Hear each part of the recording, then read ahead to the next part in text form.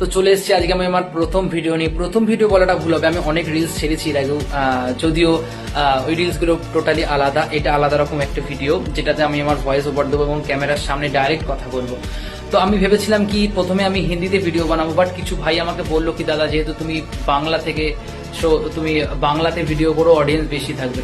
So আমি নিজের বাংলা কথাটা এবার মাতৃভাষাতেই কথা বলার চেষ্টা করব।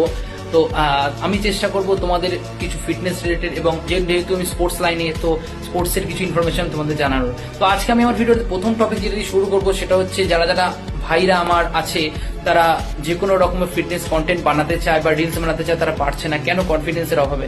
তো কনফিডেন্স বলে কিছু হয় না, দেখ ভাই পুরোটা নিজের উপর ডিপেন্ড করে। তুই যদি চাস তুই এক্ষুনি নিজের ক্যামেরাটা অন করে নিজের যা যা ইনফরমেশন আছে, নিজের যা যা লাইফস্টাইল সেগুলো শেয়ার করতে পারি সবার সাথে। সো একটা কথা বলবো ভাই, কে কি বললো, কে কি ভাবলো, কে কি তোকে বলে দিল সেটার উপর কিছু ডিপেন্ড করে না। তারা তোকে খাওয়াবে না, পড়াবে না। তো নিজের ভালোটা নিজে থেকে বুঝতে শেখ। ভিডিওটা এক্ষুনি বানানো শুরু কর। কাল বলে কিছু হয় না, পরশু বলে কিছু হয় না। ভিডিও বানানো হলে এক্ষুনি শুরু কর।